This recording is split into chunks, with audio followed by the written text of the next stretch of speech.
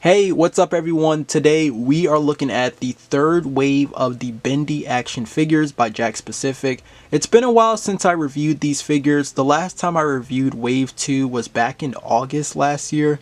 So it's definitely been some time, but I am looking forward to these. Every time I get these figures, I'm always impressed with them. So let's go ahead and start off with the first figure right here. So here we have Bendy right here. So this is just a regular Bendy. You can actually see how the packaging is. It's a lot different than the packaging was for like wave 1 and 2. I don't have the old, the old style packaging with me, but I will try to, throw them, side by side so you can see a difference really. But yeah, you can see this is a lot different right here, but we still get the open window right here. I think the layout is still about the same, but I've always loved their packaging here for the Bendy line. They do a really good job here. But it's still the same. We get the Bendy logo, Bendy here to the side, and then the name. Here is the top of the packaging. Here is the bottom. And then on this side, it just continues from the front right here that shows Bendy. But then, this side I already showed off, which does show the characters here at the bottom. And then here is the back of the packaging, which does show the other figures that's in this wave. Next up here is Hula Bendy. So everything's still about the same. We get the open window of the figure and then the accessories. But then here is the back of the packaging. And then here we have is Alice Angel. And here is the back of the packaging for her. And then the last figure we have here is Boris. And then here is the back of the packaging. Okay, so the first figure we'll be looking at here is Bendy. So this Bendy has a whole new scope because this one is a lot different, of course, by the design. The first one we got was based off of Dark Revival. So you can see the difference with these. They are like still pretty similar in scale. Like they're probably about the same height, I want to say. They seem about it. However, this figure does have a bigger head. The arms is also a bit longer too, if you can kind of see that. The arms on this figure is a bit longer, and then the hands on this one's a lot bigger too, but they do have like a different gesture. This one does have the black dots right here painted though on the glove, as this one didn't have it, but they did do that for the second wave. But yeah, you can definitely see the difference here with these, and even the articulation is a bit different on this one too, which I was not expecting at all actually. For the accessories, we do get the rocking horse right here. So here's just a closer look at how that is. Now the black paint will tend to get on to the white plastic piece right here, so it's not the greatest, but overall the scope of the rocking horse though, like it's not too bad, and it can actually rock as it can, and you can actually have Bendy sit onto it really. And oh well, he just tumbled. I actually thought he was gonna be able, maybe you might be able to, you might have to balance him a little bit, because I know he's gonna be a bit top head. Oh, okay, there you go. So I got it this time. I got it. But yeah, you just kind of like balance it a little bit, but he can go onto it. Now the other accessory you get here is the projector right here, and this is actually a really awesome accessory. I like the overall sculpt they did here for this. You see we get a knob right here, and then the open window around here, like to the side. You can see like the film. What's cool about this is that if you look through, you are gonna see like a little slideshow of the cartoon. My camera's not going to pick it up because this is one of those where you really have to like look at it with your own eye. So like I can't really, even if I just zoom in, like you're just not gonna see anything, because you really, yeah, you just can't see anything. You really have to like actually look at it. So but it is a nice accessory. They all come with this, so it's nice that you get to see all of the cartoons from the characters. Okay, now for the articulation on this Bendy figure. So you can see that the head is going to be on a ball joint. It's actually sitting a lot higher this time, so it's not exactly on the torso as this one was. So because of that, you are going to get a lot more movement out of the head. So Bendy is able to look up a lot better this time. He can look down a little bit right there. You get some really good tilts though, which is nice. And then there's a rotation to the head. So that's I really do like this. Like, you can, the fact that you can do this with the Bendy figure is awesome. Rotation here with the arms. There is a hinge at the shoulder. They're actually on like a ratchet joint, but they do go pretty high up. Maybe if I move the head a bit, you know, they go pretty high like that. The elbows, we are single jointed with the elbows. You know, you get that much range. There's also a rotation with the elbows, and the wrists do swivel and hinge, so that's pretty standard.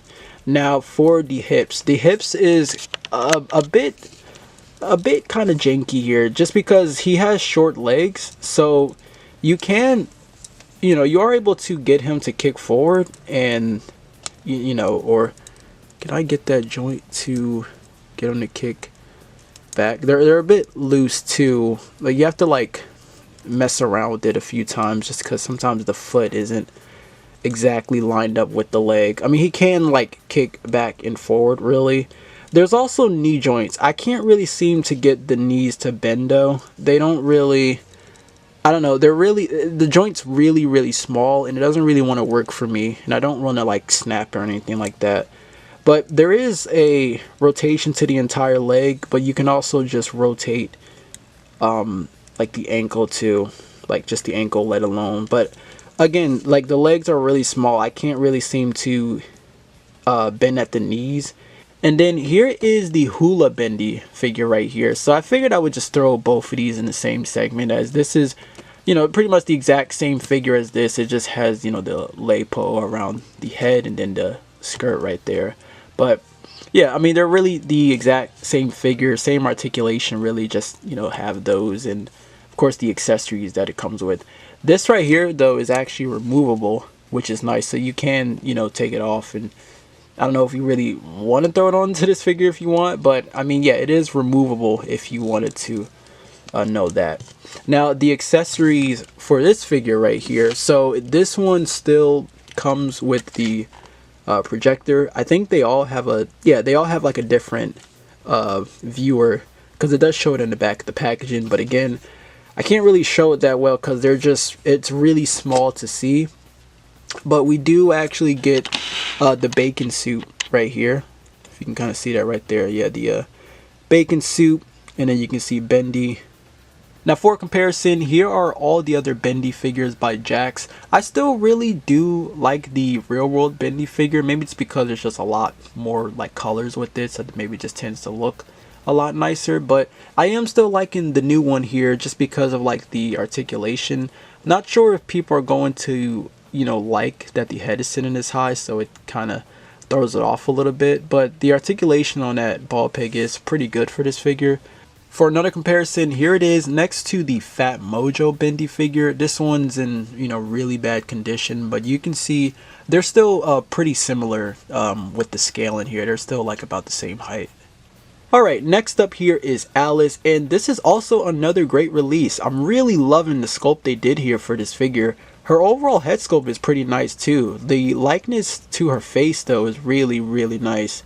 You can see the horns here, and then of course the halo over her head right here, which is pretty soft. You can see how I can just move it a little bit right here. So really soft plastic here for the halo. But the overall head sculpt and even the hair sculpt right here, which is also pretty shiny, and you've seen that with like Bendy too. Like, most of the bare plastic is all shiny really. Now her dress right here, and it's funny because I just reviewed another Jakks figure that's a bit similar to this, which was the Marge figure from their Simpsons line.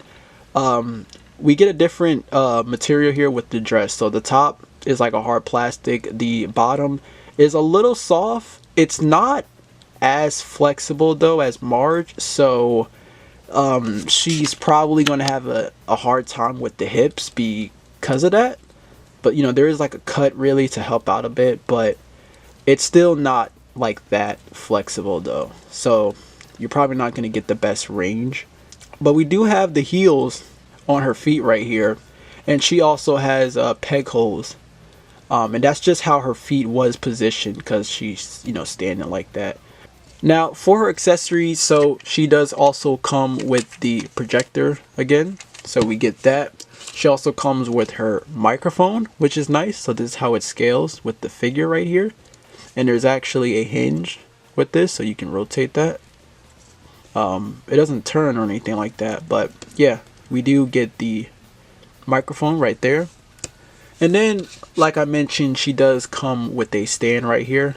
So the problem is even though, like, yeah, you're definitely not going to be able to get her to stand at all without the stand. So you're going to have to like lean her onto something. But here's the problem. Even with the stand, she still cannot stand on her own. You're going to have to like maybe move her forward, but I can see that she's still like leaning. Like, it's just not that great, really. Like, she's standing right now, but over time you can see she will fall back, and that's mainly because, again, her feet are really small, but you have them like really close together like this. So that's just not great, and she's on top of that, she's already top heavy. Even if I just want to just use one foot, she still just can't stand really at all. So I'm gonna have to just lean her against something. Or, well, actually, hold on. Did I just?